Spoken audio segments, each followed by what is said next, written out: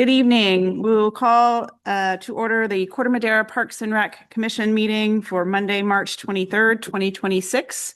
Please stand and salute the flag.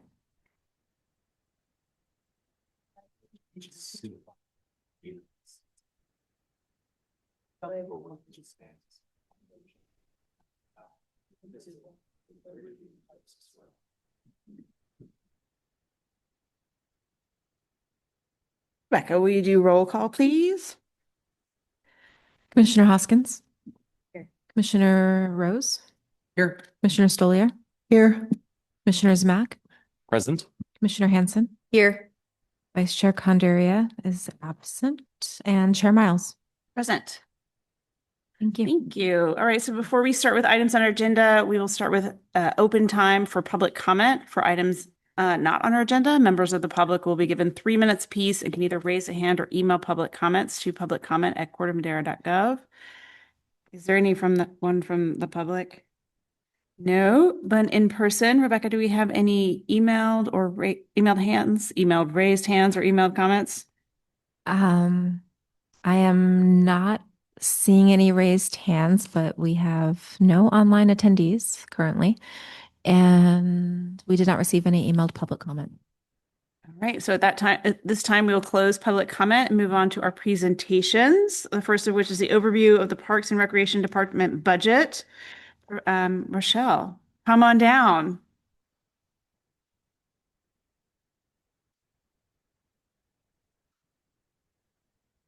No, we have to record it. Probably not.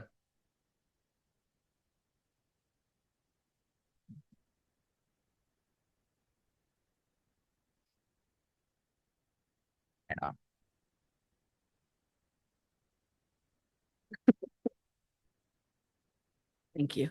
So Good evening. before Rochelle starts, I'm going to start with, we are very lucky to have her on our staff. Rochelle spent many years with the city of San Rafael and retired. And basically, we were able to talk her out of retirement to come back and work part-time.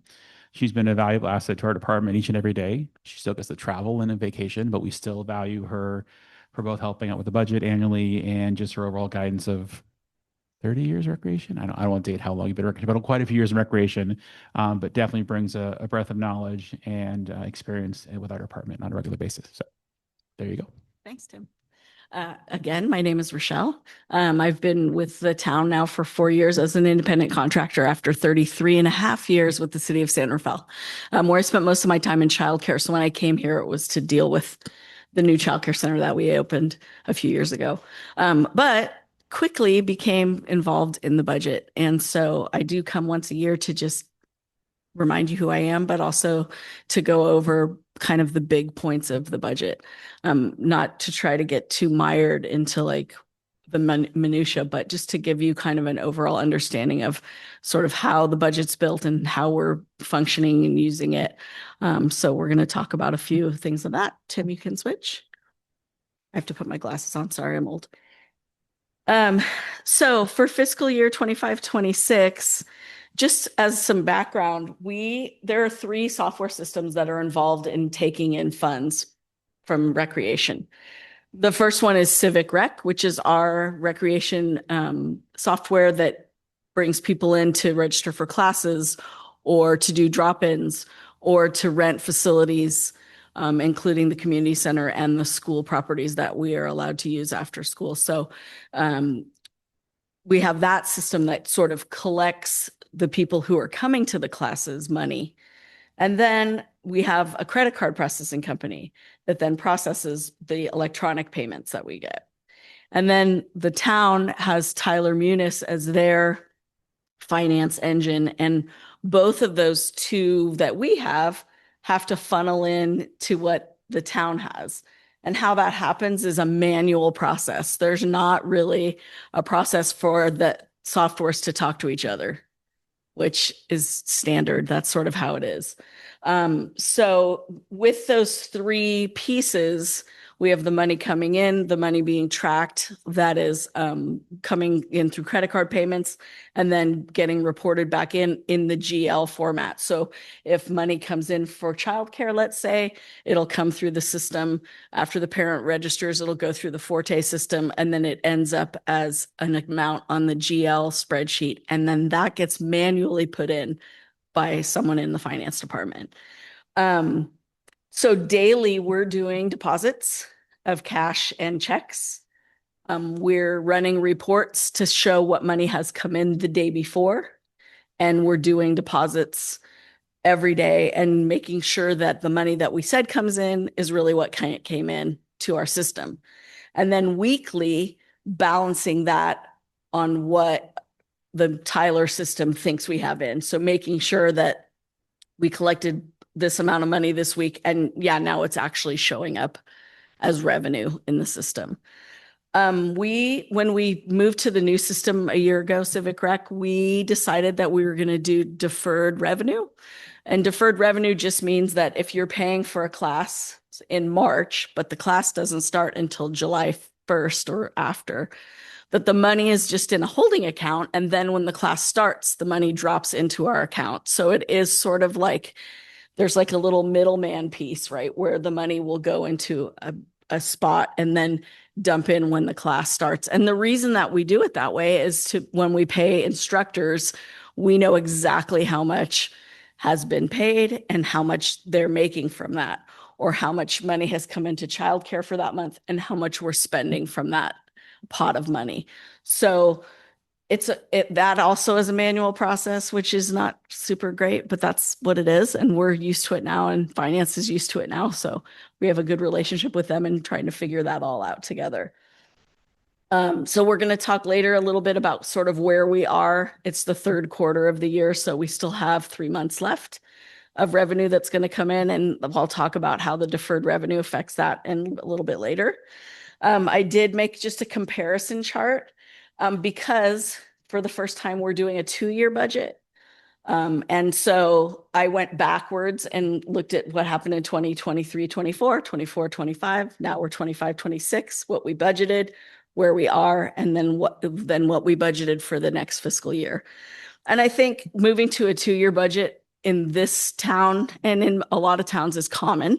And the reason that we do that is because it improves how we can look long-term at programs and programming, but also it reduces the amount of administrative time that it takes to produce a budget every single year.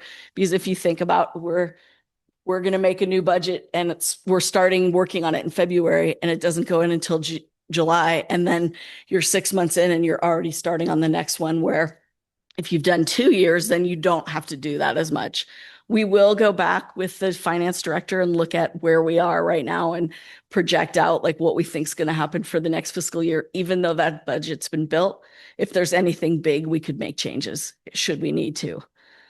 And then for the future budgetary expenses or objectives, what's coming up in the next fiscal year that we've already budgeted for? Is there anything in addition that's come up, which happens, to see how we're going to move forward? So those are sort of the 3 things. Thanks, Tim. So like I said, some of the external effects on the budget for this year has been, we have a new finance director. So he came a bit later than we thought he was going to come. And so we implemented the 2-year budget after Tim and I had already sat down and worked on a 1-year budget. So that was a little interesting effect that we weren't quite ready for, but we pivoted like we do. It's a recreation thing. We're able to pivot. We got in the software system that finance used also was upgraded and updated, and we have more access to it, which is great for me because I can go dig around and make sure the money's coming in right. It was our 2nd year with Civic Rec, and we learned a lot in the first full year. a lot of the reporting that we thought we'd want one way, really, we needed a different way. And sort of trying to streamline those processes have been an effect on how things are working. I feel like overall things are working a lot better than I had assumed they would after 1 year, but we definitely have had challenges and we've been able to work with them to overcome that. This year, a new thing is we are the ones depositing our own cash and checks every day that we have cash and checks. The money used to come up to finance and finance dealt with it. But for us, it's much cleaner for us to go be like, yep, we collected the money. Here it is. And Tim walks over to the bank right across the street to deposit it. And I think that's been really, really helpful in being able to sort of track what money comes in when. We don't get a ton of cash payments, honestly. Most people do pay by credit card. But we get a fair amount. I'm doing deposits at least 3 days a week of actual cash and checks. The deferred revenue and how that affects the reporting.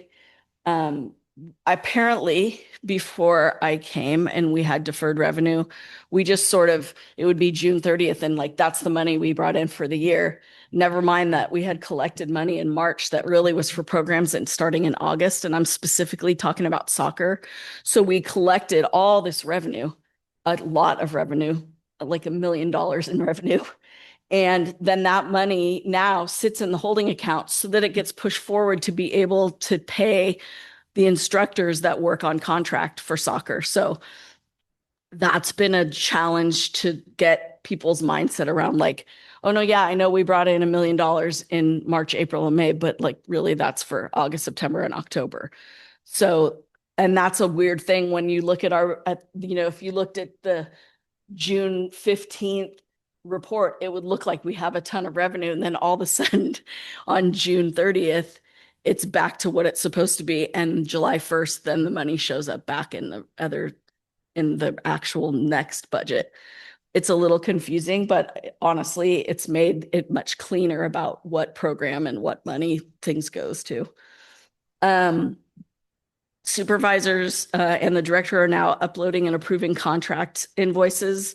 So every time a class is over and we're paying an instructor, we upload the invoice ourselves, and that's been much cleaner as well, which has been really helpful and I think helpful to finance. I'm guessing it's taken some pressure off them to do our invoices. We have a lot of contract employees, and so we have a lot of invoices, especially during soccer season. We've had some special project fundraising efforts. The Corte Madera FC has raised a bunch of money to help with the field improvements. So that's been something we've kind of been taking control of. Last year, we had all the donations for the Scotty Laps skateboard park. So we do have some special project fundraising money that's coming in for certain things. And especially in the last year or so, just getting people hired, like specifically facility attendants, sort of kind of our bread and butter employees that are there to open buildings and take care of children and all the things, has been getting better, but we went through a little rough spot of getting people hired and how it was taking a bit longer than we were hoping. So hopefully that challenge has passed us, because it has been a rough couple years for us getting staffed, especially in childcare. Just not enough people to do the work that needs to get done. I mean, it's not like we don't have enough staff, but it's always nice to have more when you're working with kids because you just never know. Okay, next. So since I've been tracking the revenue,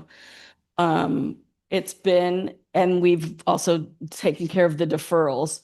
We've been really very either over what our expected revenue was or right at our expected revenue. So when you look, especially in 2024, 25, and 25, 26, we realized that we were going to have a little bit of a more of a cushion in money. Actually, the actual numbers, though, for 25, 26 for revenue and expense are pretty even right now.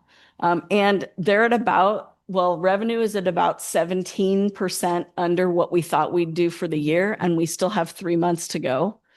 not including the deferral money, but just for programs that are going between now and June 30th. So I'm 100% confident we're going to hit that number.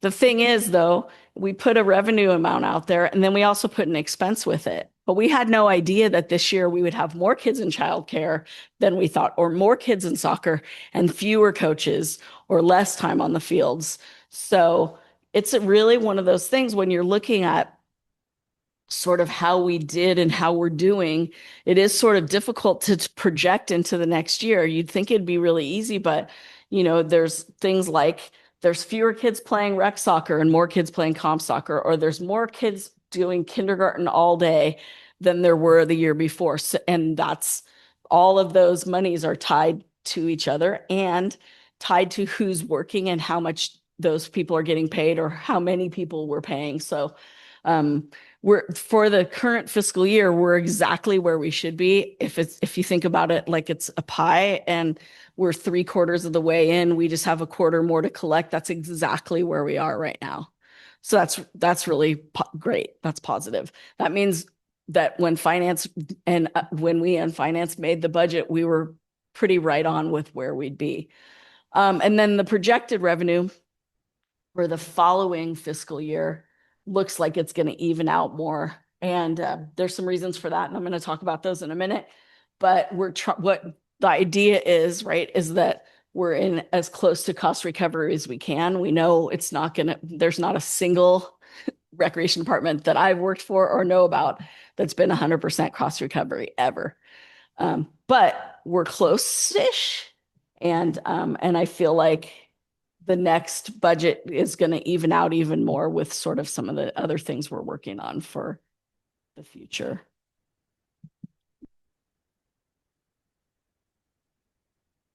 So some of the things that we've are talking about, projects and special things that we'll be doing in the next budget year. We're looking at the outdoor fitness lot and the equipment that will go into the park and some place there for that. We have an ice machine at the community center, and it sounds like it's not a big deal, but when you have a big event, it's nice to have a really high functioning ice machine. And the ice machine there is a bit older and could use an upgrade.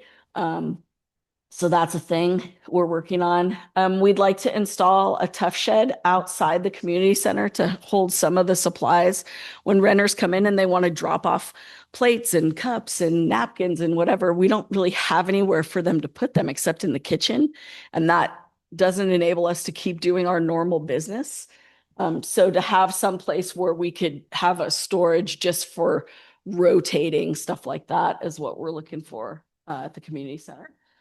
We have an accessibility lift that brings people who are not able to climb the stairs up onto stage level, and that is not functioning right now. So we're trying to get that replaced and or fixed, probably replaced, unfortunately.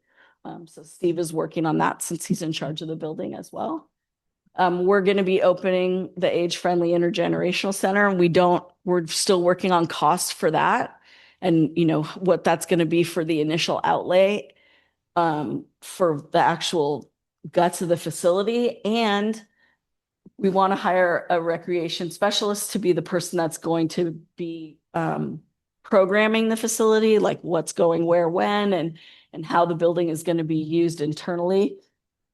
And in addition to that, with the amount of children that we have in childcare, we really need someone up at a little bit of a higher level so that when the director is at a conference or on vacation or whatever, that person then could take over and do that job and get compensated for doing a higher level of work.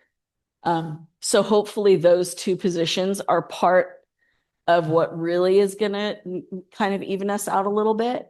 I mean, there is currently in childcare only one full-time person, and they have over 100 kids a day between the 3 time periods.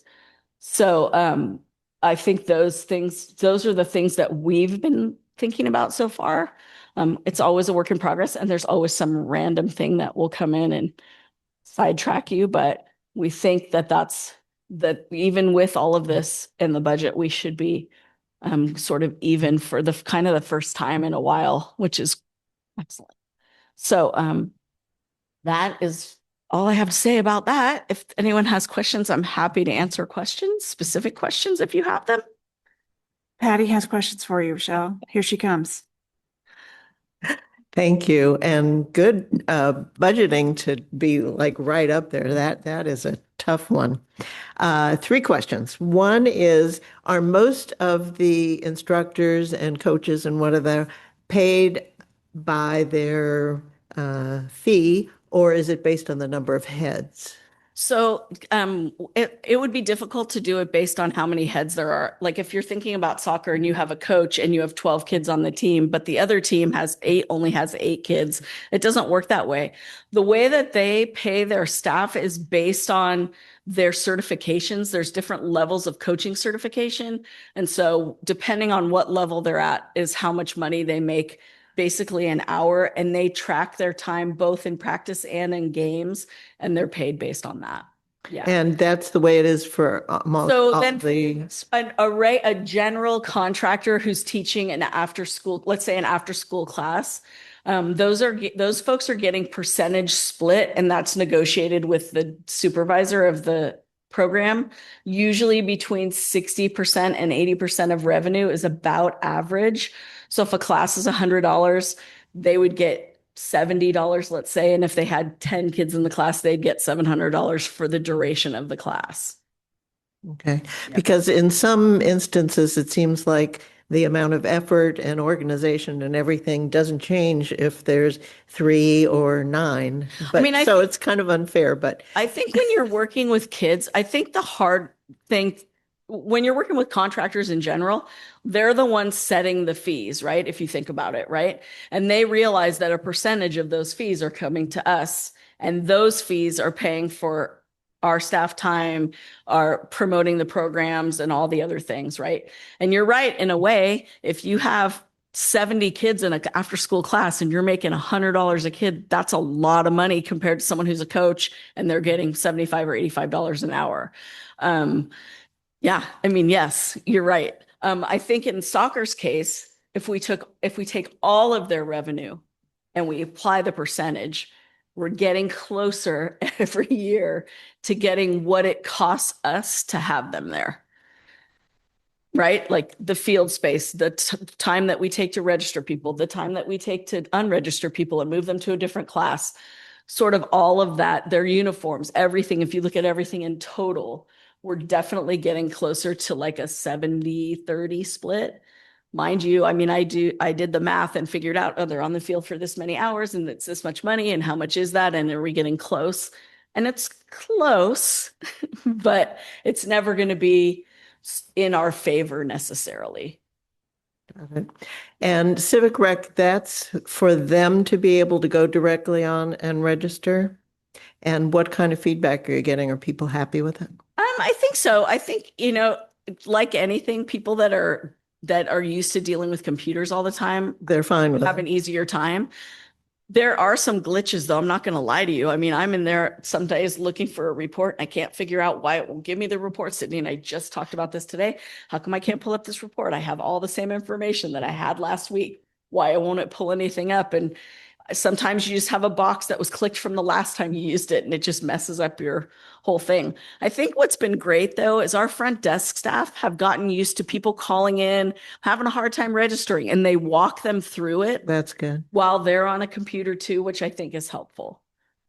And the last is you brought up the Scotty Lap donations. Yep. I'm anticipating people are want to donate for the Intergenerational Center. So can we start thinking about getting something in place to be able to accept donations for that?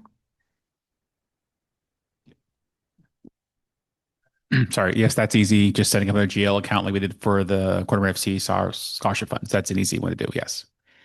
Excellent. Thank you. Other questions? One quick question. What accounts for in the year over year? It's a pretty big swing from the year prior to the current year we're in to what we're projecting for the next year. There's like $1 million. What accounts for that? Is that just the influx of children for childcare, soccer, things like that, or? So I mean, I think if you look at what was budget, well, there's two things going on. One thing is, in the budgets that are complete, the transfer in funds to pay for things like scholarships, the money that we get from the transfer in for sales tax money has been transferred in.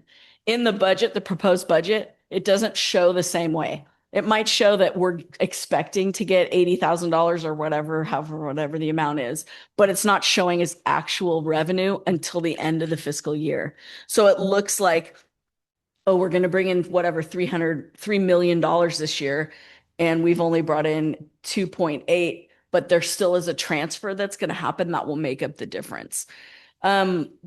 So year over year, it's the difference between the fiscal year we're in and the next one is like the revenue projection is like $200,000 or $300,000 more in revenue. Because every year that childcare is open and we have after school classes and we're offering new classes for seniors and we're trying to get people to come in to do special events, the power of people talking is what makes more revenue. And so based on looking back even 10 years and looking at the percentage that we can expect things to grow every year over year, this is a super conservative actually. And when Chris and I talked about it, he's like, well, do you feel like this is something that is going to happen? And I'm like, yeah, I do.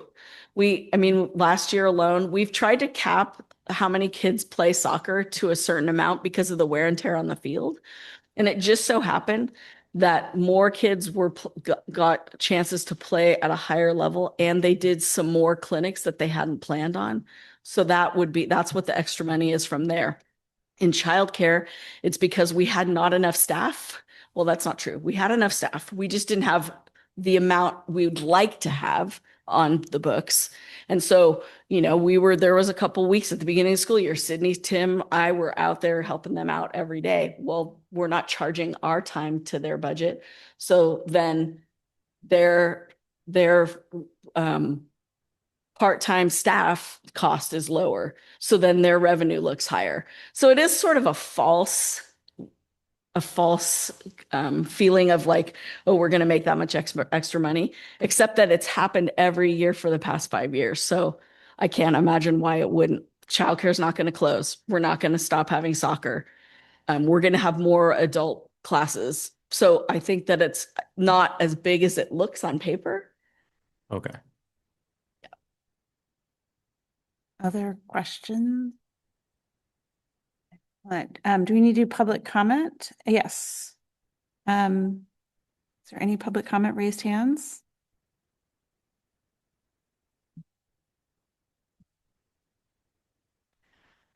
We did not receive any emailed public comment, and there are no raised hands from online attendees.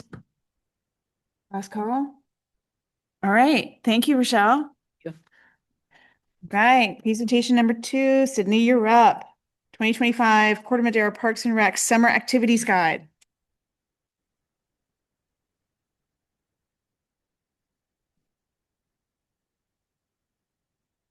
What was it, 2026? Sorry, it was my mistake. It should have said 2026. Sorry. It's like, what year is it?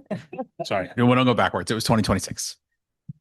Okay, well, good evening, commissioners. I wanted to take a few minutes to share an update on the summer activity guide, specifically the transition to producing it in-house instead of having it contracted out. So this summer activity guide started production in mid-November and was completed and sent out to printers and then sent to the post office on February 2nd. So families in Corte Madera and Larkspur received the guides to their addresses a few days after that, and registration began on February 17th. As you can see on the front cover. Okay, so for many years, the town worked with an external contractor to design and produce the activity guide. With their recent retirement, we had an opportunity to reevaluate how we wanted to move forward. And instead of seeking out a new vendor, we decided to bring the process in-house. This summer activity guide is our first one fully created by our team. So to prepare for the transition, I connected with neighboring agencies, including Petaluma, San Rafael, and Yountville, to learn how they managed their in-house guides. And after gathering information on their workflows, timelines, and tools, I kind of used that to build a process that worked for our department. We developed a template in Canva that aligns with our branding and allows us to organize program information clearly and consistently. From there, we created an internal workflow for collecting content, editing, and designing.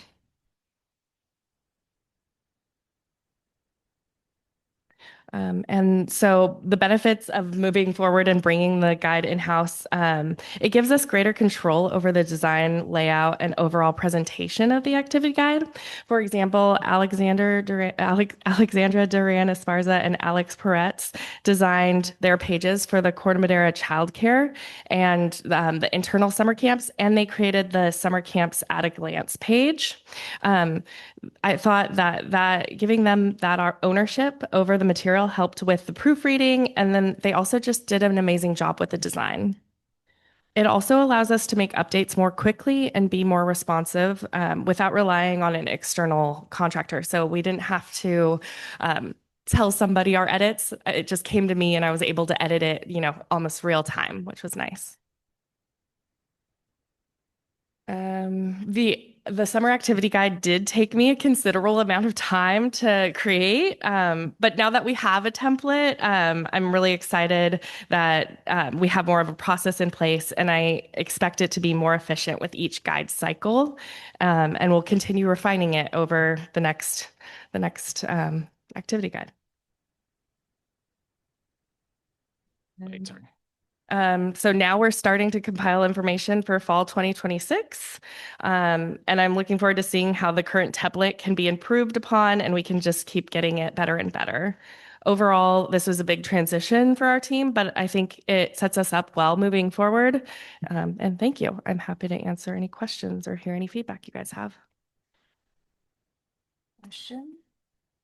I'll chime in really quick. We really got a late notice that the designer was retiring. It was like blank moment.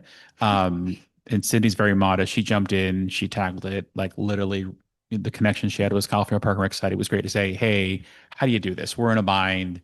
His great Worcestershire that came out and said, here's how you do it. Here's some templates, and really became her passion project and really did an amazing job. And she is absolutely right. It was different to be able to have it in-house, and we saw less mistakes. Like we didn't have to send it to somebody, they didn't get it correct, or they didn't. It's like now it's like, go sit down with Sydney, bring your pages, fix them all so they're right.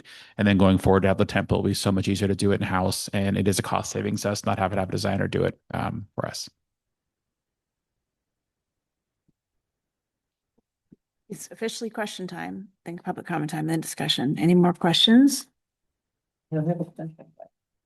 Me too. So I'm just waiting. See, okay, we have public comments. Oh, yes. We did not receive any emailed public comments and no comments from any online attendees, of which there are currently 0. So kudos to you. This is like, you would never know that it wasn't done by a professional. So you can put that on your resume. I am a professional brochure designer. The summer camps at Glance is. So that was all Alex and Pogo. I was like, I don't know what to do with this. They're like, let me just take this. And they made it. No summer camps. Yeah. So kudos to the Alexes. It's amazing. And yeah, congratulations. This is really, really well done. Thank you. I love seeing the big giant page about the pool access because people just don't hear about it. And so that's wonderful. I remember before this group that was doing it when it was done in-house, and it was difficult and uneven in its quality. So you have mastered this, and it's really very nice to see. Thank you. Golf claps on the end. Well done. All right. Thank you, Sydney. All right. Moving on to the consent calendar. The purpose of the consent calendar is to group items together which are routine or have been discussed previously and do not require further discussion. They will be approved by a single motion. Any member of the commission, town staff, or the public may request removal of an item for discussion. Rescheduling of the item will be at the discretion of the chair and the commission. Do I have a motion to approve the minutes of the January 26th commission regular meeting? Motion to approve minutes of the January 26th meeting. Excellent. Do I have a second? Second. Rebecca, can we have a vote, please? Commissioner Hoskins, Commissioner Rose, Yes. Commissioner Stoliar, Yes. Commissioners Mack, Yes. Commissioner Hanson, Yes. Vice Chair Condry is absent, and Chair Miles. Yes. Thank you. All right, That motion moving passes. on to our business item. Sorry, Rebecca, I cut you off. Moving on to our business item, review of the updated special event permit application, discussion of large private outdoor special events on town property. All right, let me load this really quickly.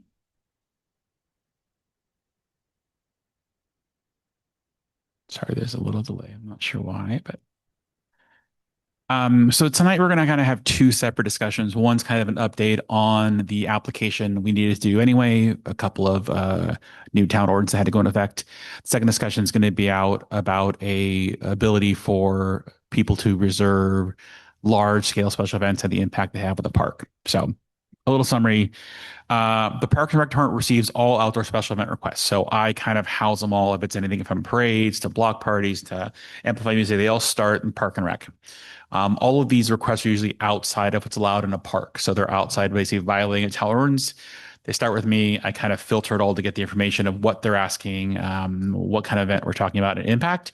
And then I work with basically Public Works, Central Run Fire, Central Run PD, and the town here to make sure, hey, here's the application we're requesting. What are our concerns? What are your concerns? What's impact to both community and what's both impact to neighborhood?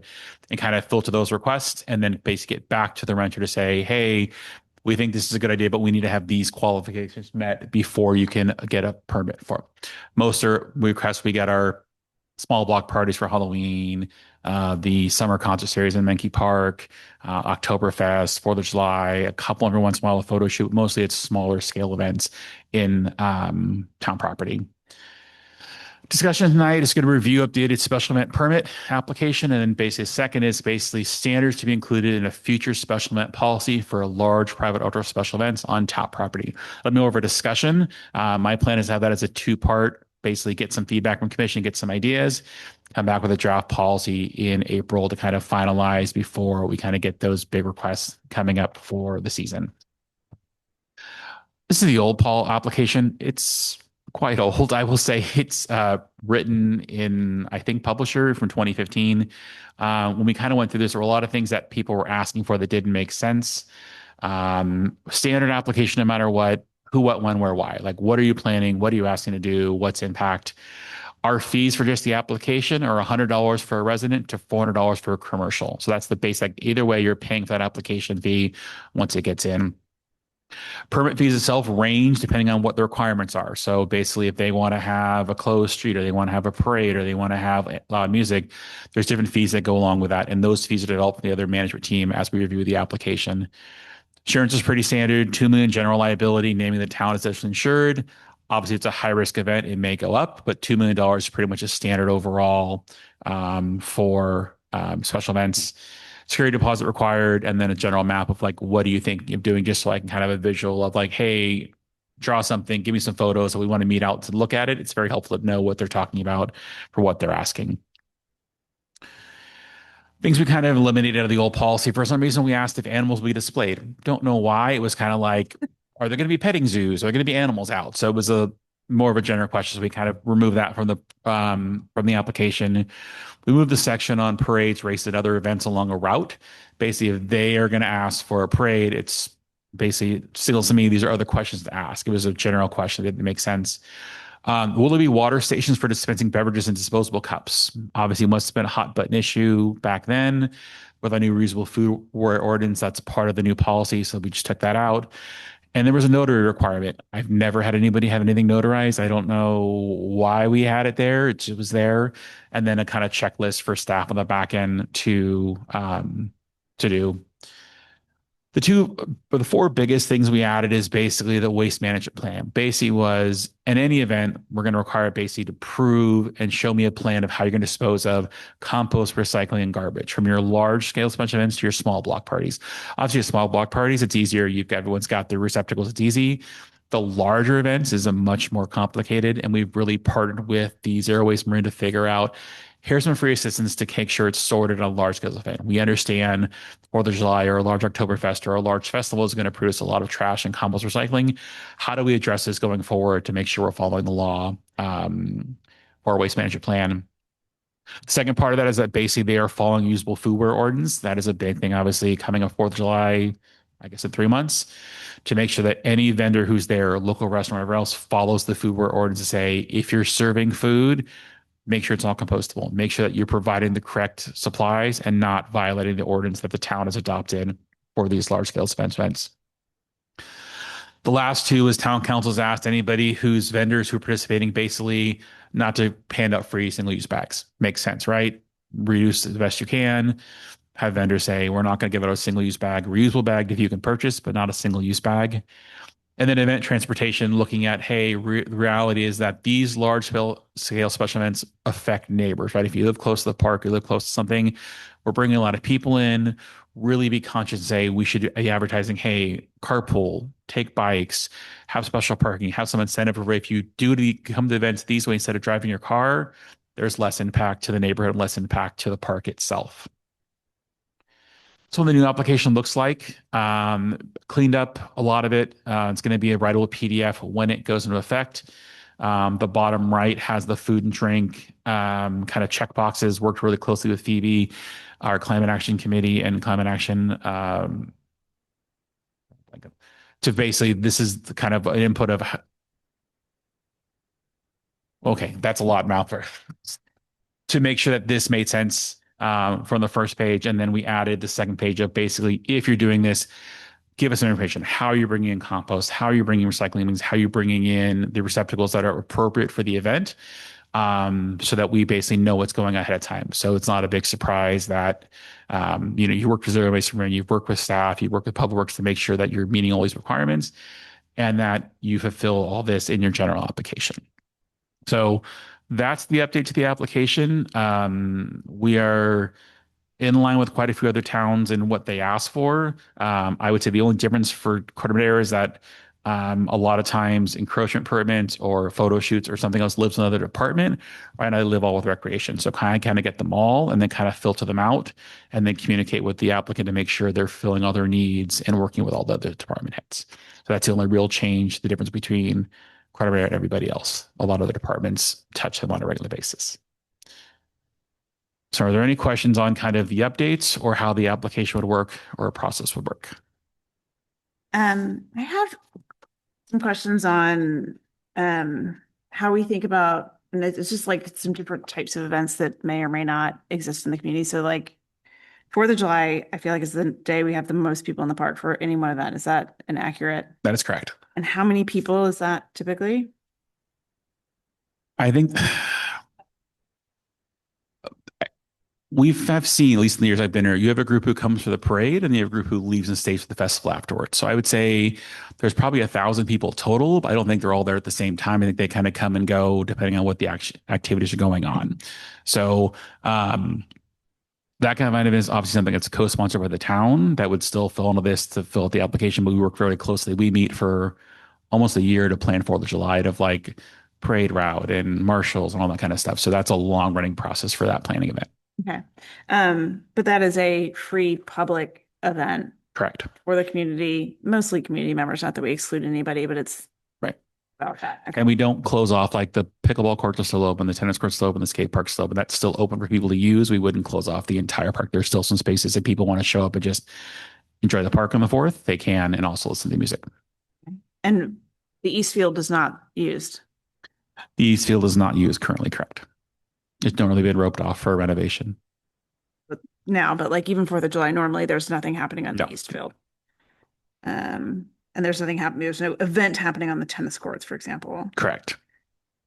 Which helps protect the assets. So, but have we ever had a private event in the park in that way?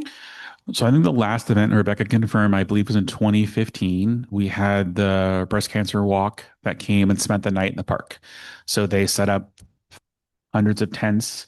Yes, that was over several years. I believe they started in 2008 or 2009. And the last year they did the event. Was it the Avon? I believe it was the Avon. I think it was Avon, yeah.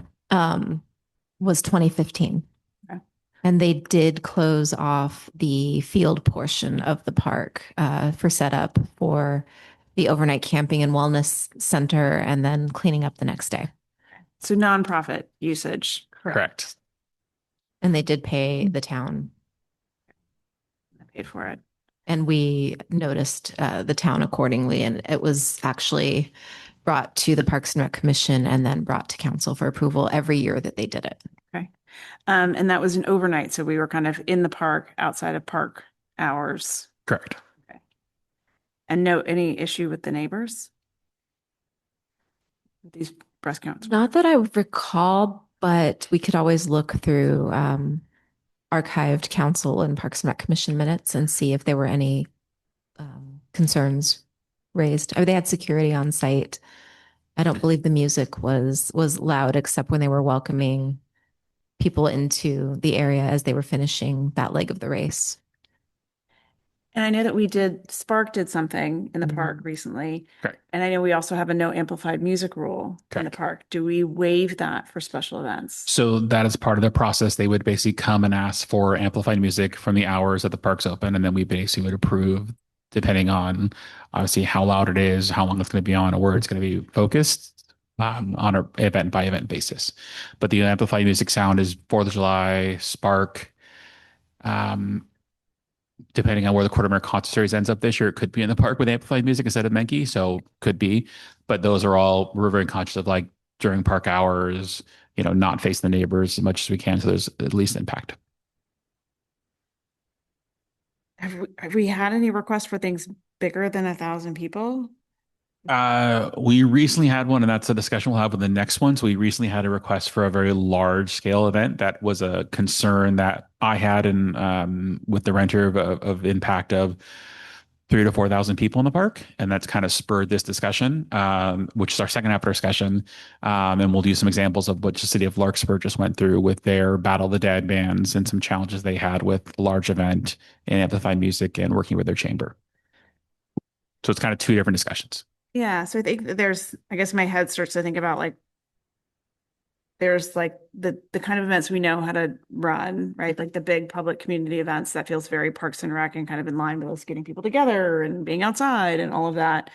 I think of that kind of in one cohort of things. And then there's like facility rental, like just Correct. mass facility rental, potential revenue opportunity. I just don't know how to think about how big of a revenue opportunity that is, and the scale to that. Does that apply here if this is focused on outdoor events? So I think the second half of discussion would be is those kind of events of basically forming some type of policy, some direction for me to work on a policy to come back to you in April, say, let me hear your concerns. I've got some ideas and some thoughts of like things to be considered thinking about. And then how do we write a policy where those get addressed, right? If it's 500, if it's 1,000, if it's 6,000, what's the impact to residents? What's the impact to traffic? What's the impact to the facility? And, we're always very conscious of our neighbors, right? Even when we have events in the community center, people still sometimes call to complain, even though we have music on during the regular hours, they're still very sensitive to that. We're very aware of that. So I don't want to put a large scale special event without some discussion and approval, just because of the negative community impact that we'll get from that. So yeah, I think that's, I think you've touched on a couple of things that kind of, what is the intent of the event? And I think that the reason I think about whether it's a community event or a private event, freed versus paid, is really driven by like how much traffic are we bringing in, right? So if the intent is to have a private event, then I would assume, and this could be wrong, that you're going to be bringing in a lot of people from out of town.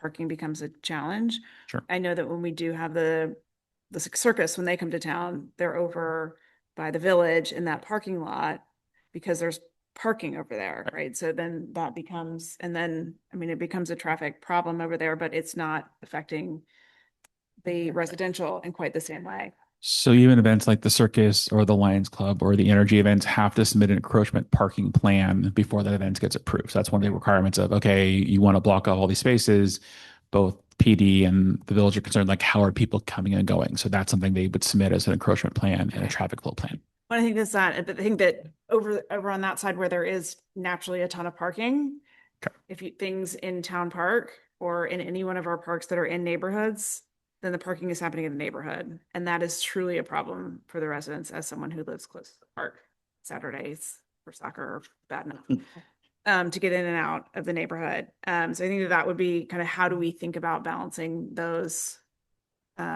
needs is like one kind of framework I'm thinking about with that. So I have a couple more slides to kind of address some of that stuff. So my question is, does anybody see any of these additions we changed to the current base policy about adding reusable foodways, following the requirements of that are in place now, needed to be incorporated anyway in this policy? It's being incorporated in this policy, being incorporated in our facility rentals. Basically, say as a renter, you have to follow these 4 things to be allowed an application. So I just question: does anybody have any questions about those or things we should change or modify? Like I said, How are people that are applying for this application acknowledging what would happen in case of an emergency? Like, how do they prepare for that or know about that or acknowledge that, or like what parameters are in place if an emergency were to happen? so are you talking large scale event, or like let's say someone's renting the Like park? hypothetically, someone's renting it for a spark type of event, Sure. and there's some kind of fire, someone starts having a stroke, or there's like a larger scale emergency. So what I've seen, and we'll just talk about it in the next couple slides, is a lot of times they'll require a medical tent to be on site if it's over 1,000 people. So you think about it, you go to a concert, you go to outside lands, there's always usually a medical tent or two. That would be a requirement of the application to say, fire is going to say, hey, I want 2 medical tents stationed here and here. In case there's a problem, we're on site already. We're not trying to get to that spot. So that would be a requirement that fire would put in before the permit's approved. Just like the requirement when they have block parties, they have to leave enough clearance for a fire engine to get through. Same kind of requirement. It's like they'll read it, they'll look over it, and then make those requirements, and then they will do spot checks to make sure that the block party or whatever event is following those guidelines. Okay, so we've got the waste management. So we're looking at the waste management plan got added, the food ordinance got added, single use bag saying that you have to handle that. Yep. I think the vent transportation, it's more of like they should consider. It's more of they need to have a plan Right. for like a ratio of people to parking. Sure. So kind of, Incentivize some way for people to communicate. yeah, it can't be like they'll park for here, general hand wave. It needs to be like I have secured parking for this. Correct. Anything, but what recourse do we have if they destroy a field, violate a tennis court? Like, So there's a general security deposit right now. If it's a larger event, in the next slide, we'll talk about maybe increasing that to figure out if there's a higher fee for, does it go up on a scale depending on how many people are there or what the event is. So that would be something we have to discuss for those large scale private events. But right now there's usually a $500 to $1,000 security deposit, depending on what the event is. okay, that feels like if they destroyed the East Field after we renovated it, would be substantially Right. inefficient. It's a much higher fee. Yeah, okay. And then is there any limit from safety, from the fire department as to how many people we can have?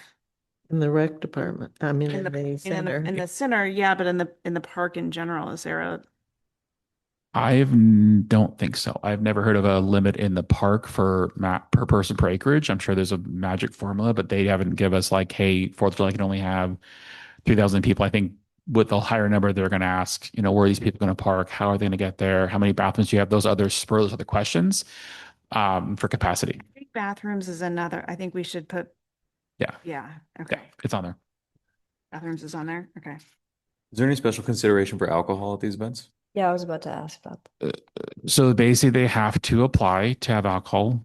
There's 2 options. One, it's either sell or serve. If they have to sell, there's quite a few more steps they have to go through with the ABC to get a license. Usually a 1-day license that usually requires a higher amount of insurance for the event.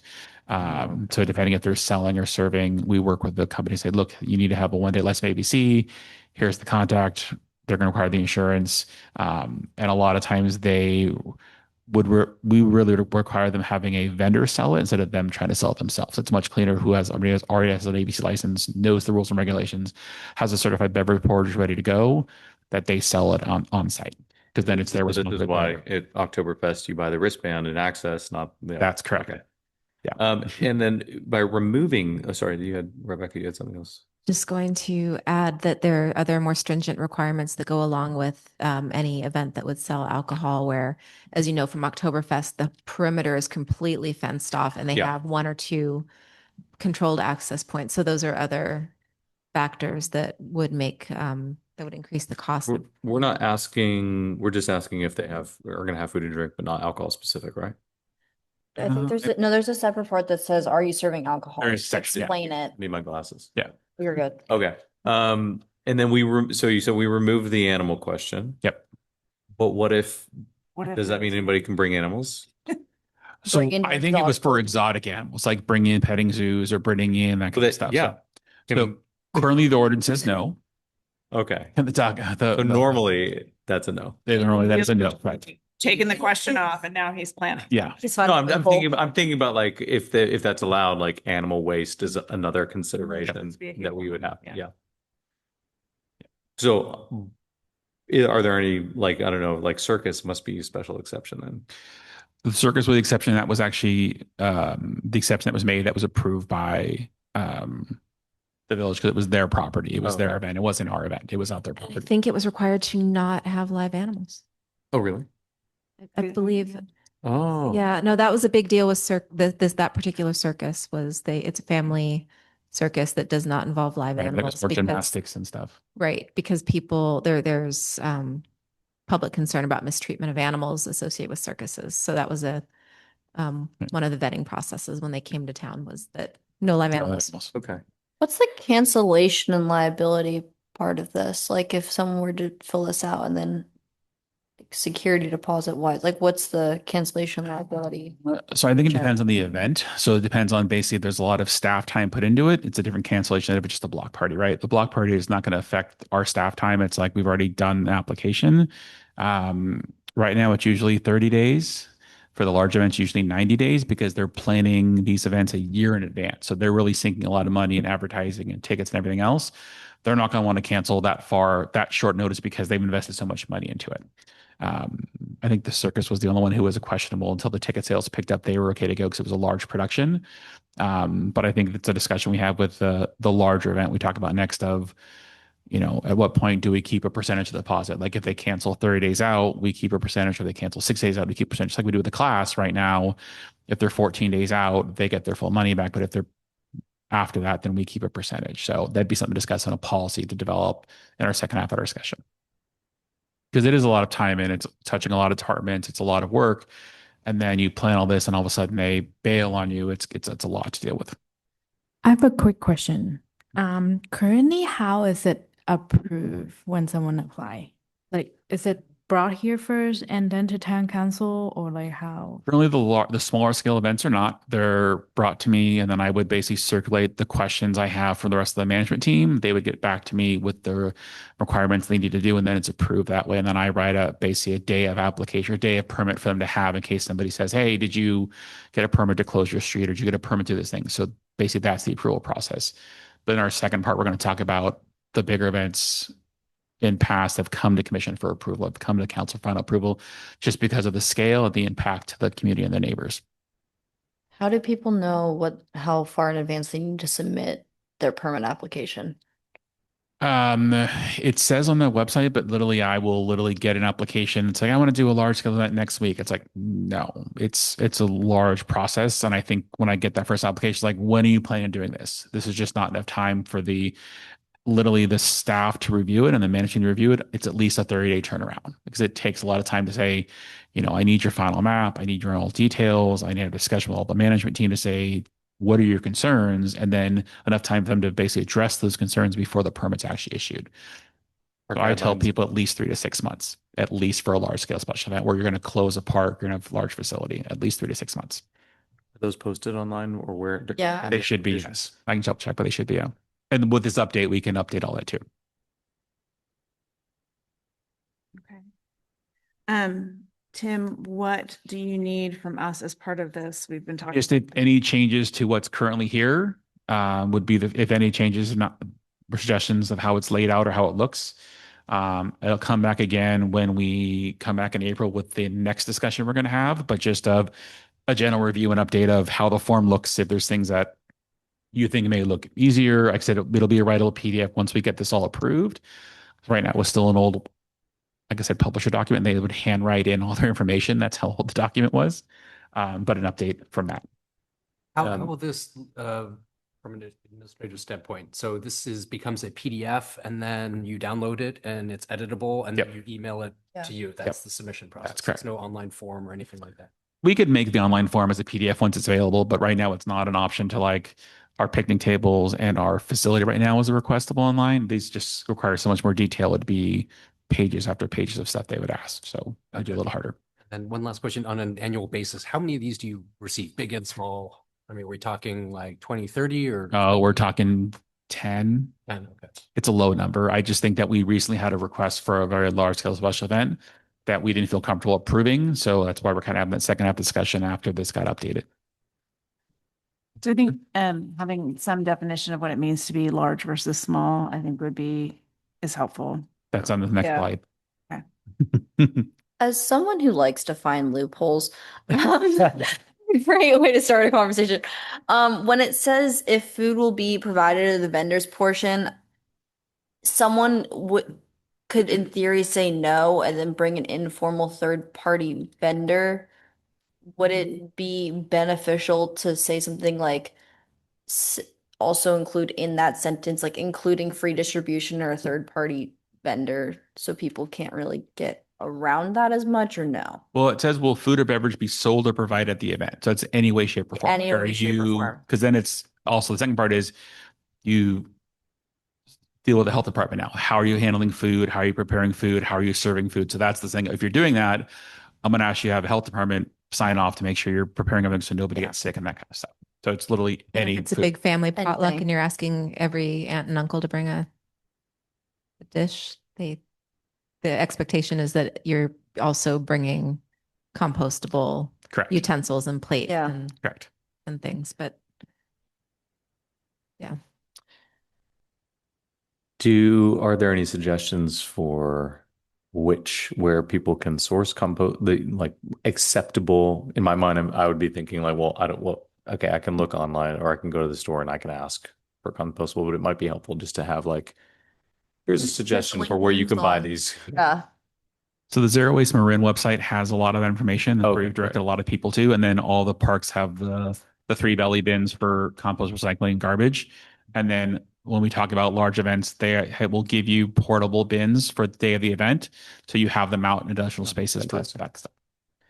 And then we're back on the first page, so I don't see the second page, but we might want to consider, just since we're removing some of those really bizarre questions, maybe adding in like, are there any other special considerations that we need to be aware of? Is that there? Yeah, it's additional information requests. So like kind of the last thing is like, hey, we want to have a pony in the park or the kind of thing. Those were those questions like, sorry, we don't Parachute in. Yeah. We did have a chicken in the park once in a cage. I'll just tell you. What? Chicken in a cage. A chicken. Oh, well. Pony in a Jeep. There used to be a pony in the Jeep who would park in front of Cafe Verde. I don't know what the pony's name was, but they would park in front of Cafe Verde and just, yeah. I don't think he had a permit. No, I don't think it had a permit either. Literal dog and pony show. Are we good to move on to the next discussion? So- Okay. So basically, we're going to call this kind of a workshop. My goal is to facilitate a discussion with the commission, develop any standards to be included in a future special event policy for large private outdoor events. I will compile input from commission tonight and any public comment and return to the meeting with a draft policy. City of Larkspur just dealt with this in February of 2026. They created a park special event fees and policy over these type of large events. It stemmed from their Battle of the Dead bands, which had some challenges both with the city and the chamber in the event they had, and sparked a policy to say, let's shore this up so there's no more confusion, there's no more challenges, and everybody was very clear on their roles. So kind of discussion topics to think about as we talk about tonight. We talk a little bit of these nonprofit versus private kind of commercial organizations. Some cities, like if you're not a nonprofit, we're not going to let you close the park, or we're not going to let you close downtown. Really, it's for the local nonprofits. It makes sense. For a private organization who is, charging and making money, it's definitely a challenge and balance to figure out, exclusive closure of a park and a private organization making money. Impact to neighbors and community, always high on our list. Traffic, a big discussion of, what's the impact to the neighbors and impact to the streets and roads. kind of a timeline for application. Like really, it's if you want to plan an event over this much people, it should be 6 months out. It should be a year out. Number of events per year per facility. Like, what do we cap the number of people who wanted to rent Town Park, for example?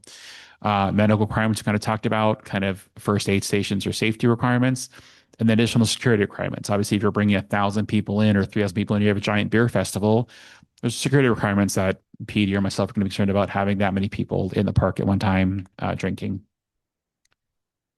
Kind of talking about increased refundable security deposit, like should it be a higher tier for a large event? Adding additional staff time for additional cost, some approval by Park and Rec Commission, eventually Town Council. Where this event wants to happen. Maybe you want to have this large event at Mickey Park, but it's not a great fit because of down to businesses and impact to neighbors. It's not a great fit. Maybe it's something that's either Town Park or on the east side. And then kind of size limits, like how big an event are we comfortable having in a park before it comes to you for approval? And then maybe just, Town Park isn't great for outside lands, right? It's not kind of this thing of Golden Gate Park, but just things of other challenges that will happen with those limits. And then just any other questions or thoughts you guys have or direction you'd want me to come back with as I draft a policy for you to review in April before it gets put into effect for the next fiscal year.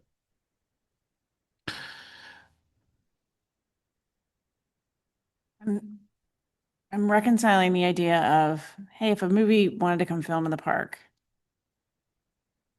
but we would not close the park, we might be like, be over here, versus not being able to like cut through the park because somebody's having a party. Starts to feel like it's a walkway access, get around. It feels weird to me to shut it down completely because it just hasn't happened in my tenure here. So like I'm having trouble getting my head around the idea that like the place where I take my morning walk, I can't go through. That's my first like weird pause. So I will say the recent request we had was for a multi-day festival in the park that would close most of the park and not all the park for several days. So it was just a challenge of I didn't feel comfortable proving that without a discussion from Rebecca and Adam and I were on a conference call and then kind of commission. And so it was a large scale event where that would literally limit the ability for the public to use the park at all. Yeah. So, and it was a private entity. It wasn't a nonprofit. It was a private entity who wanted to close down a facility, outdoors public space to make money and to charge people and use tennis courts, use the bocce ball, tennis courts, use a skate park, use the entire thing, close off parking lot. So that's where it's like, I have some just concerns of knowing the community and just the impact it would have.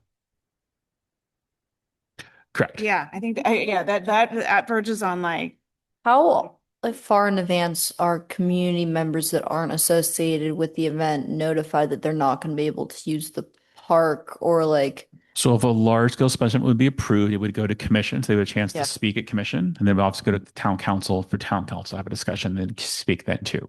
So like any other event, like when we redesigned the Scotty Lab skate park or we added the new bathroom, we did a lot of community outreach, a lot of community input to say this event is being discussed. Please come and voice your concerns or voice your support of the event that's happening. I mean, unless there is such a large fee that it's creating a public good to shut down the park, it feels weird to me.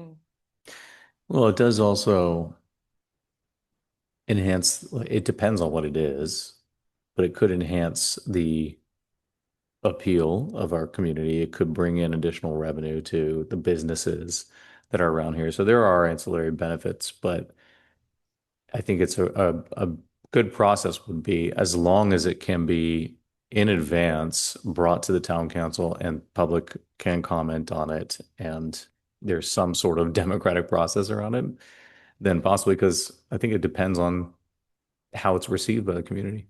I feel you though.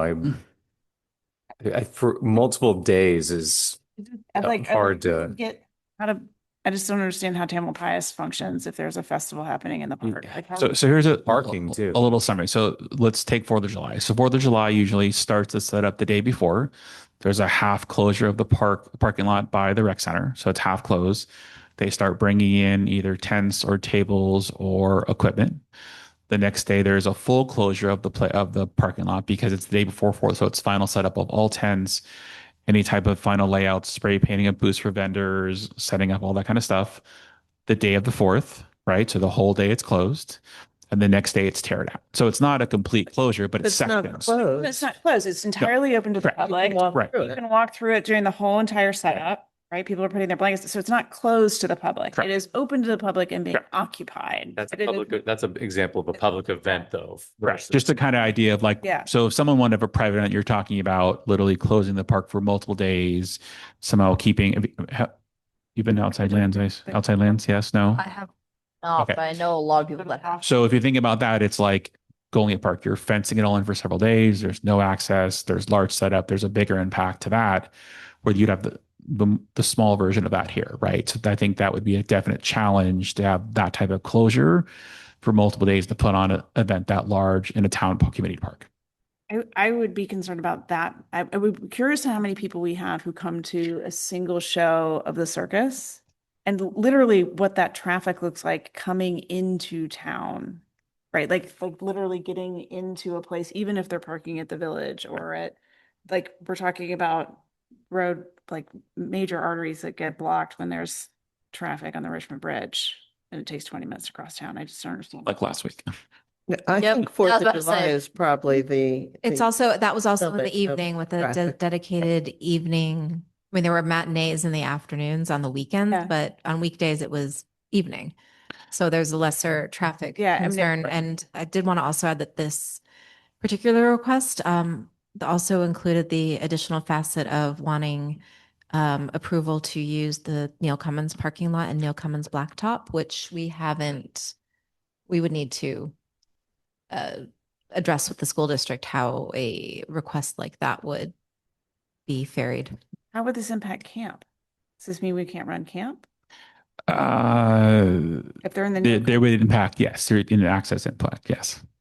we wouldn't have Just Camp like Corte move Madera it to for, Cove or like what would So I think, the? so my question is, if you don't have any more questions for me, my suggestion would be is let's open public comment.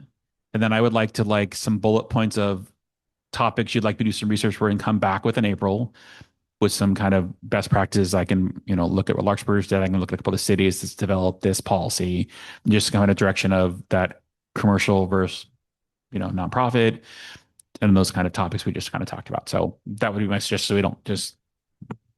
yeah. I think if people had access to go through, get to the places they would need to go normally, and we limited some sort of like, I can't imagine why they need to take over for what purpose are they taking over the skate park?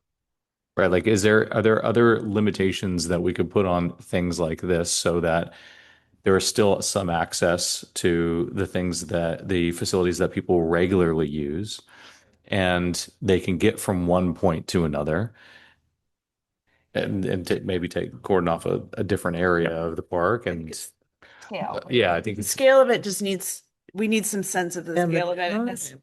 like, and time to plan it. But let's open for public comments. Yeah. Do we have raised hands or emailed public comment?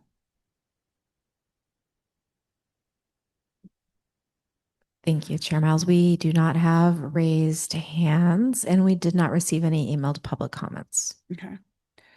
So yes, Patty. I have grave concerns about the multiple days. I can see someone bringing a large group of people, and we need to have a cap on what that is reasonably, what the space can accommodate. And I can see it being for a day. I can't see it being put some temporary fence up and you can't come through here. I can see you can have your people here as long as we can still go for our walk and go ride the bike through the park and whatever else we need to do. But that length of time seems undoable. Okay. And the other is making it closed off is to me undoable. Thanks. Yeah, I think I'm aligned with Patty that like walkways need to be protected. The assets that like in the park, so tennis courts, pickleball courts, Eastfield that we've just invested in, short of it being a pickleball tournament, like it shouldn't be used for anything other than pickleball, right? Skate park shouldn't be used for anything other than skate park. Right. And I think we do need to balance public use and private commercial. and probably shouldn't do more for commercial than we would for the town in terms of what we do for 4th of July. I mean, like, I agree. there's a balance in that.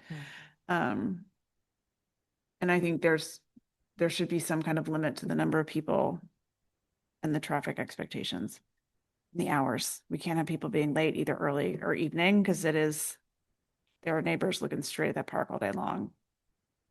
We deserve a little peace and quiet. Mm. I had a question that I forgot to bring up in the last part. Does anyone ever have a valet parking situation?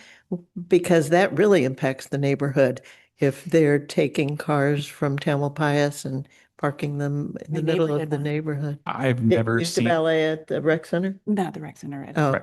no, at the rec center. not the rec That center. has- No, I've seen it at private houses. I've not seen it at the rec center. No. Yeah. Yeah, I agree with this. I do think it depends on what it is. Like if you told me Garth Brooks was coming, I'd say I don't care. Put him on. But we also, I mean, have to consider that something like a multi-day large festival is probably guaranteed to destroy some of the grass and fields that are there. So there's that as well. But yeah, I do believe that some of the park assets need to be protected. I don't know a good reason why they need access to the skate park, a good enough reason to shut it off from the public. Other thoughts? I think we need some kind of, I don't know how you keep track of, I think that the events that we put on are put on by Parks and Rec, put up by the town. So we put up tents and we don't stake things into the ground, right? There's like just a ton of control that's happening. I don't know how we maintain those rules in this kind of situation. We can put them on paper. You can have a fine for them, but I don't know how you set penalties big enough or ways to audit behaviors. We have enough trouble getting people to not put their giant tents up just without asking, right? So I think that's in this case, it would be the fire marshal would need to inspect the tents like they do with the 4th of July. I believe that was one of the issues that they had so it has to be weighted, not staked. Is that on the application? Yes. Any 10 over 10 by 20 has got to be signed off by fire because it needs to have usually a fire extinguisher, some type of plan that goes with it. So like 4th of July, those tents always get reviewed and approved before the event actually happens. And no stakes. No stakes. Correct. Okay.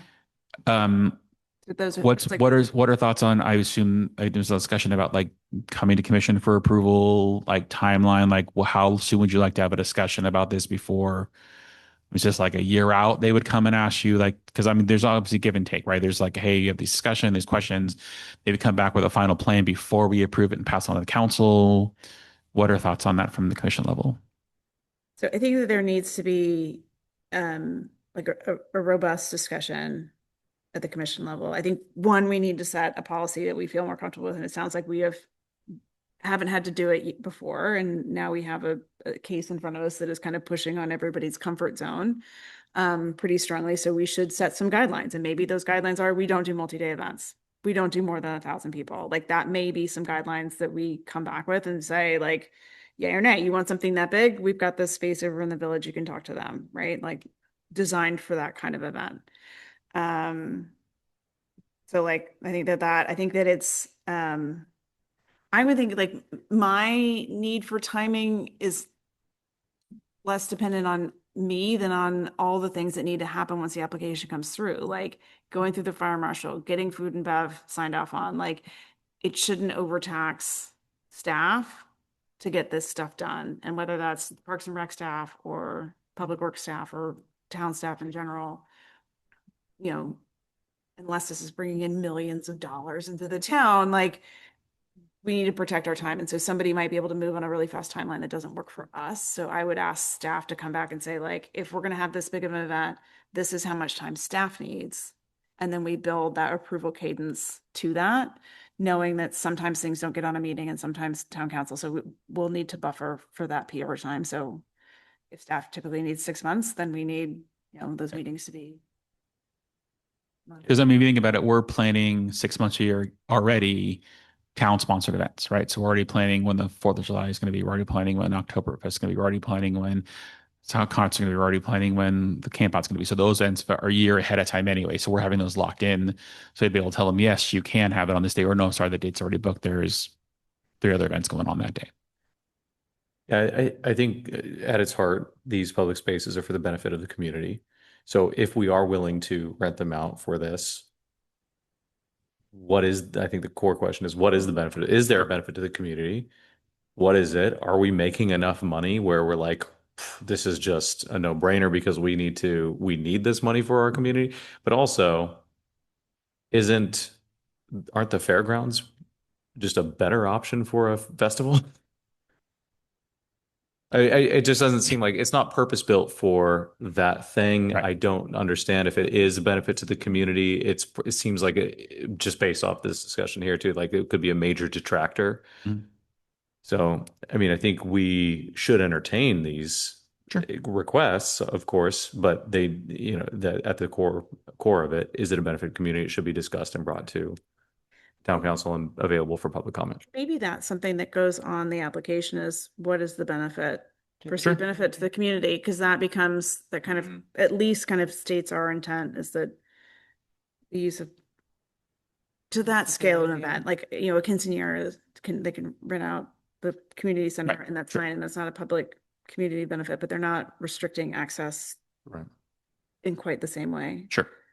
This is for large scale outdoor events. It's like restricting the access. Yeah. Like if your event meets any of these three requirements, what is the benefit to the community or something?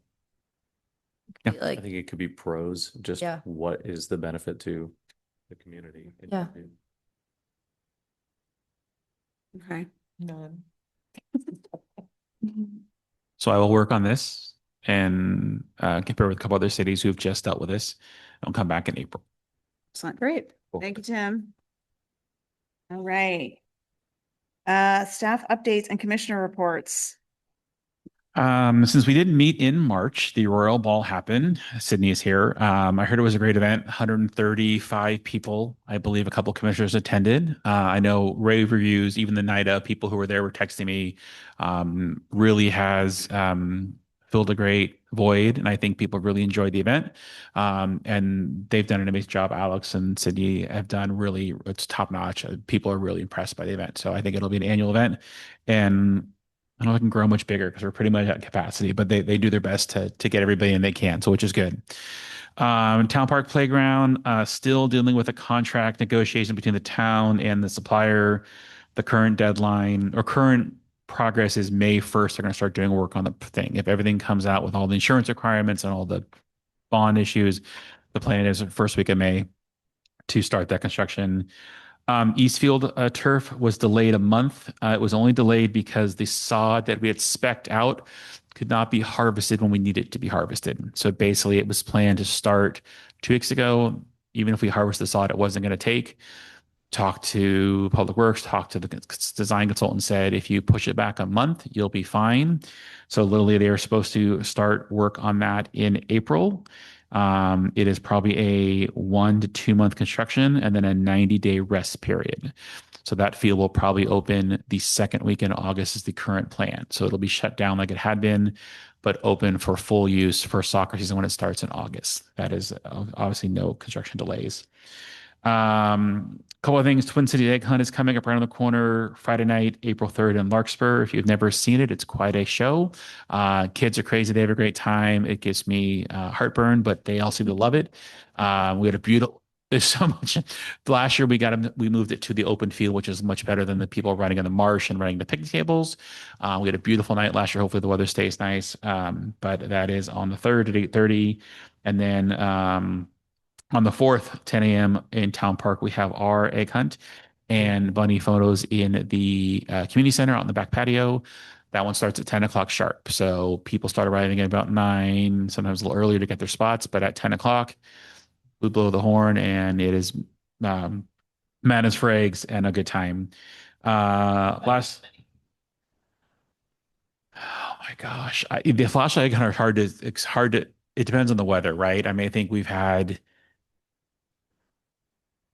800 people on this Saturday morning. It is literally, and it is, people show up at like 10:05 and like all the eggs are gone. Like literally at 10 o'clock we start. And if you're not there at 10, it's gone. I mean, if you've seen it, it goes fast. It is. And I will tell you the worst group, I'll tell you right now, is the 4 and under with the strollers. They are vicious. Those moms are pushing. They are vicious. The older kids kind of get it. The younger ones are just, it gets cutthroat. Little kind of a Corte Madera International Center update. Been working with both the design committee and the construction committee on kind of getting all that stuff finalized. You will see a presentation in probably April. Town council is going to see something in early April with a final design of what it's going to look like. And then you'll probably get a little update at the end of April for kind of layout. Maybe not all the finishes done, but how the room's going to look, capacity, that kind of stuff. Look for that in April from myself. And then last two is the 2026 work plan. There were a lot of the carryover items for last year. The fitness court was added. And then one of the items added was a discussion of adding a mural to the back of the rec center. Not quite sure how that'll all play out, but it's a discussion of adding some type of mural, public art to the back of the rec center. More details to come, but that was added to the plan. And then last two things, Swim Aquatics is back for 2026. We're back to the full program we had 2 years ago when the river pool was fully open. So learn to swim on the weekends, some classes, aqua aerobics during the week. It is in their activity guide, but they are back to full program. And the last thing for me is I just finished up my 3 years of being on this California Park and Rec Society D1 series. So was president-elect, president, and vice president, was a big deal for me to finish out a full year of kind of serving that presidential series at the conference 2 weeks ago. I did 2 roundtables, 2 presentations, and planned a large event for a group. And as soon as I was done, I was asked to join the administrator section, which is the directors up and down California, who basically work with younger professionals to get to the next step. So going off one to the next, not as big a commitment, but asked to join the administrator section of Park and Rec professionals, of directors in the field. Congratulations. Thank you. That is all I have. Town council meeting updates. Town council meeting. I'll be brief. You covered a few of these items, but the TLDR is in February. The town council focused primarily on flood response, infrastructure, capital funding, and the adoption of the 2026 work plan. Infrastructure side, the council approved approximately $860,000 for storm pump station repairs. So these are aimed at improving reliability ahead of future storms. And the town council is also continuing to pursue grant funding that has made disaster loan resources available to residents. From a financial wise, council transferred $1 million to the general capital fund and $200,000 to the recreation capital fund, which impacts parks and rec, which helps will help our ability to continuously improve our facilities. 2026 work plan was adopted with a few updates. Disaster preparedness was a priority, and the town will be updating its emergency preparedness plan this year. Also continued work planning around signage improvements, potential park enhancements, decorative lighting. Interested to hear about that, actually. And exploration of traffic solutions. So for Parks and Rec specifically, that increase in capital funding provides more flexibility for future projects. Council also recognized the success of recent programming, including the Royal Ball, which I can personally attest to was a smash hit. We should do it every year. Thank you very much. It was really fun, and it's good to make it exclusive because I was on a WhatsApp chat where somebody was, I'm not sure facetiously or not, proposing they couldn't get Royal Ball tickets. They said, "Who wants to trade with my Super Bowl tickets?"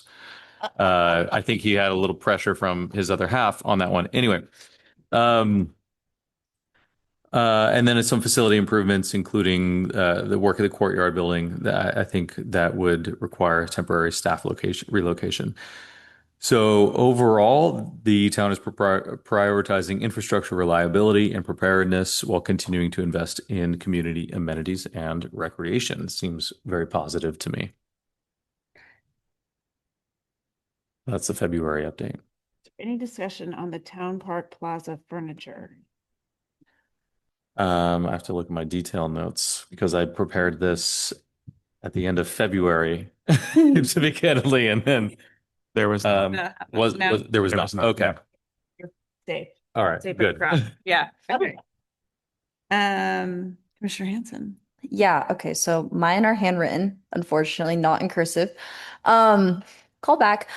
So there were four main videos I found, none of which none of which were titled entirely correctly in my mind, or clearly. So I watched about 7 hours. Um, yeah, I had a great weekend. So the first one, land use and development discussion of how public land is allocated or potentially repurposed, tension between development versus preservation of open space, community access, emphasize on keeping parks accessible to all residents, concerns about equity, who gets access, affordability, and transportation. Environmental concerns, protection of natural habitats, maintaining biodiversity, and limiting overdevelopment. And I thought this could possibly influence zoning decisions or park expansion. I don't know. The second video was a planning commission meeting. Budget constraints, limited funding for maintenance and staffing, trade-offs between new projects versus maintaining existing parks, revenue sources, grants, local taxes, partnerships, or donations discussed, possible reliance on private partnerships, maintenance issues, deferred maintenance like aging equipment, facilities, etc., safety concerns if funding is insignificant. Then the third video was a special meeting, and it was youth and community programs, importance of after-school programs, sports leagues, and camps, which we touched on earlier. High demand but limited capacity. I don't know why I didn't write the why in capacity. Equity and inclusion, ensuring programs are accessible regardless of income, language access, disability access, and outreach. Public health, park scene, essential for physical health, mental health, and community connection. And then the fourth video, safety concerns, crime. They're spoken about safety concerns, crime, vandalism, or unsafe condition in parks. Need for lighting, patrols, or redesign. I think that touched on the lighting thing you were discussing earlier. Homelessness and public use conflicts, balancing park access with social challenges, discussion of enforcement versus support services, and then the kind of ended that one with the public perception tied to the quality of the park, which I feel like is a given, but for some reason I wrote that down. I think Brooke, you did yes, that was one, very thorough. Two, there were a lot of nuggets in there that I think were aligned with some of our concerns about Yeah. commercial use of, public access and preserving nature and all of those things.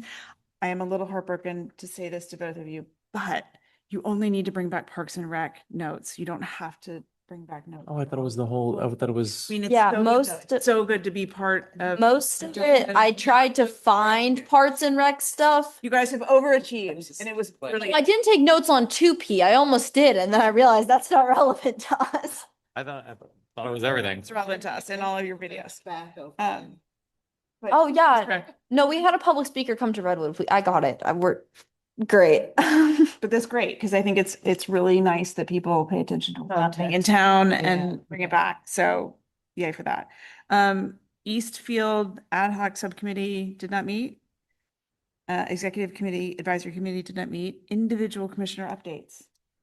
Yeah, sure. Brief update. I've had a lot of conversations between our last meeting and this one, just random people on the street, if you will, and friends asking about construction on the playground, and how construction in Menke Park is going to affect some of the activities there. So I think what I'm hearing is a need for more communication around timelines. I know some of that is kind of iffy and touch and go, especially with contractor negotiations, but people are constantly asking me like, hey, when is this? I thought this was getting updated. When is this starting? I heard a concern as well about the Menke Park updates timing specifically and how that might interfere with like the summer concert series. So I think a little bit more maybe proactive transparency around that. I don't know the best avenues for that communication, but I think there's people want to know. So there's a what couple to options. expect. One is the town weekly newsletter. So at least when the playground gets a firm date, we'll send that out in that. With Menke Park, there is a town website or town page website that has updates of when they're supposed to start. For the concert series, we've already worked with the Corte Madera Foundation about having an alternate location in the park if it doesn't get done in time. So I've already worked with Mark, who coordinates the entire concert series as a backup plan. So we've been working on that for probably 3 or 4 months, but they have a update on the actual town website of that project. Just going to add, we can make sure that each of you has the project websites Yes. so that you can easily scan and see what updates there are and be good ambassadors to those who ask you questions. Yeah, I think also if I don't know if people know about that, they can go there and see it or how easily accessible They're it is. linked in the newsletter, but if you're not tapped into the newsletter or signed up to receive news flashes from the town's website, our practice is to put the information in the Friday newsletter. Also send out news flashes for them. You have to sign up specifically on the website to receive the news flashes. And also post whatever news flashes we post also gets posted on Nextdoor and the town's Facebook page. Do we have So Instagram page? Because I'm gonna be honest, my mom, like, if it was just like infographics, like Canva or something, like just a basic timeline, I feel like people follow news updates on their phone, or like you can have like a pinned post that's like sign up for our weekly newsletter and learn more about whatever. Because I feel like that's a lot of my mom checks Instagram a lot more than she checks That's a Nextdoor. Volunteering to run Park and Rec social. that's a good Sure, information why to know. not? Our Parks and Rec does operate an Instagram. We hadn't seen engagement with Instagram much in the past, which is why it's primarily for Parks and Rec. But maybe if Parks and Rec does not object to also pushing out some town information. Actually, with Menke Park especially, that would be relevant to Parks and Rec activities. I've also found, because we run a different number of social media accounts for like school announcements and things like that. If you have a physical person like faces in action explaining it in like a 15 to 30-second reel, be like, keep updated in this, follow our weekly newsletter, da da da da da. You can check our website this way. Done in 15 seconds, that gets a lot more engagement and it pops up on people's feeds a lot more. I can't wait to see you on a reel, Tim. It's gonna be awesome. Already. Yeah. The Friday newsletter is full of information, and people always ask me, how do you know about that? How do you know about that? And I'm like, I Randy, you can't know? believe you're not getting the newsletter. So we should think about a way to drive Yeah. people to the newsletter because it's got all the answers there, except Yeah. the answer that I get asked the question all the time. When is the intergenerational center going to open? There'll be So a webpage for that too. If there's any good ideas for helping to get that information out more, that I would love to try something new. We do have a pop-up on the town's website unless you disengage it. At least the first time that you visit the town's website, a pop-up pops up and asks if you want to sign up for the town's newsletter. I think you can dismiss it or it may come every time. Maybe a sign up I in the don't know. front hall of the Yeah. of the Yeah, community maybe center. a Like, QR code. scan this QR code to code, sign yeah. up for the newsletter. Yeah. And I do Maybe think- on our project signboards. Mhm. Yeah. What's going on Yeah. here? Sign up for a newsletter. Yeah, I think My honest take is I don't want to propose, this is not an official proposal to create more work for anybody, but I get too many newsletters from the school and everything else. So even if I signed up for it, I'm probably like too busy skipping. But if it was on an Instagram feed or something, maybe, I mean, I might I find it. Might pay but I attention. think I do have a list of about 125 proposal social media ideas that I save for leadership that can also be repurposed for like promoting events. So food for thought. Yeah. Do we need Yeah, sure. a subcommittee yeah. for social subcommittee. And Brooke's on it, and our Canva expert. Yeah, over sure. here. Yeah, no, I was about to say we can like that's where I was going with. I was like, we have Canva knowledge. All right, handled, subcommittee nominated. Any other individual commissioner updates? I had one more of a request. Is there any update on the town park tennis court repairs for the backing and the net that's now being held up by duct tape? So we actually asked for a quote when I was at conference. I'm sure you get that this week for the netting for both the tennis court, and they'd like requests for some netting at the pickleball courts. So I should get that quote this week and then or have it installed. The other question we're getting is there's some damage to the dedicated pickleball courts that can't be fixed right now because it's not warm enough. So it needs to have direct sun for 3 days straight. So that's also in the same request. So once So I'm guessing that's on the court? Yeah, it's on the court. Oh. Yeah.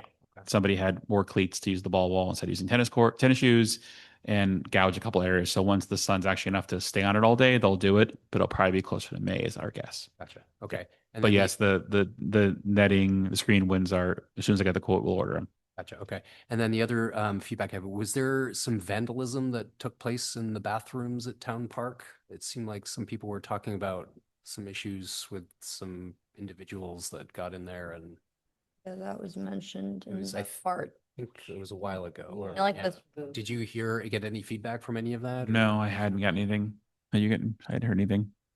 It was like briefly mentioned for a solid 10 seconds in one of the So it four must not have been March that videos, bad. but that was, yeah. Okay. no. Thank you. They are all on camera though. Say cheese. Yeah. I have some travel conflicting with upcoming meetings. Okay. April, June.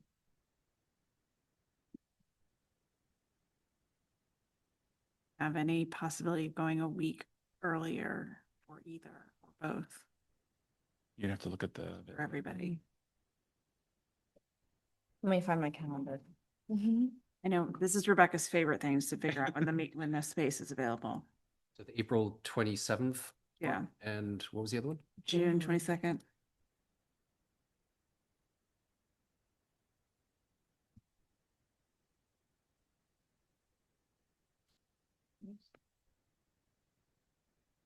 The April one a week earlier as well. Mm-hmm.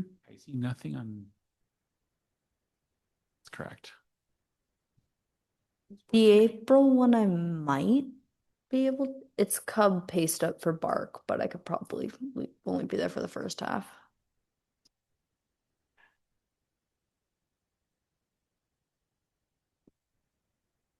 For April 20th.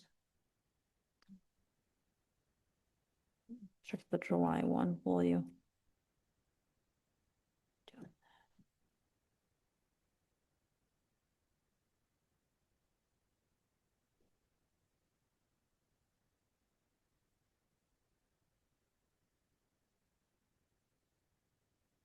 Be back on the 13th.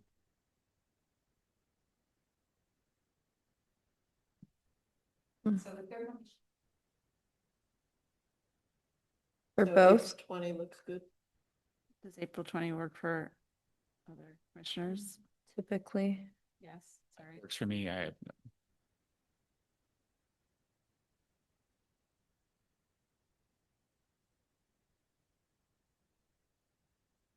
be June 15th.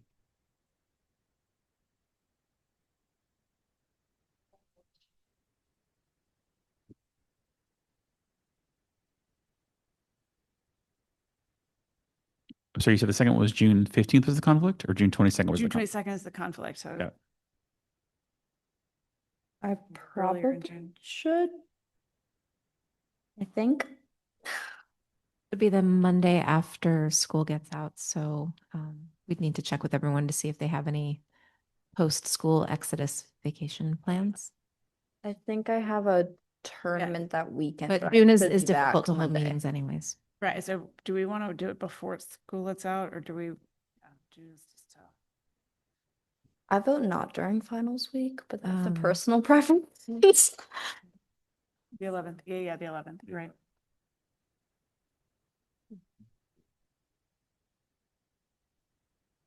Is that graduation? It is. I think that's Redwood graduation. So I probably. The 11th is I'm the going to be at graduation, Redwood but what's the graduation. Monday? The Monday that week's the 8th. I mean, you do have another Monday. You could go to the 29th. That's the Monday after. You're still on vacation. You're still okay. Still traveling. Sorry. Do it virtually at any point in June. I will not be physically in the state of California for a month. Oh, wow. As long as we have a quorum, Okay. You'll do without me? yes, if you wanted to watch virtually and provide any comments as a member of the viewing public, you would be welcome to. That works. I think if we. So we should do a quorum check and make sure that we. Yeah. All right. And someone has to chair. So would we be moving April and keeping June? Correct. So can I get a Pending quorum check. pending quorum check? Can I get a motion to approve moving the April date to April 20th? Thank you. Vote please. I'm voting because I And think the June one is still stay there. Yeah. stay there. Cool. Or potentially canceled based Or on potential. quorum check. Commissioner Hoskins is absent. Commissioner Rose? Commissioner Stoliar? Yes. Commissioner's back. Yes. Commissioner Hanson? Yes. Commissioner I Conley is remember my last absent. name. And Commissioner Miles? Yes. Or Chair Miles? Yes. Thank you. That motion passes. All right. The person, Hoskins, he goes up next for the town council meetings. And our next Parks and Rec Commission meeting is scheduled for April 20th, 2026. We just did that. With that, we will adjourn. Thank you, everybody. Thank you, everybody.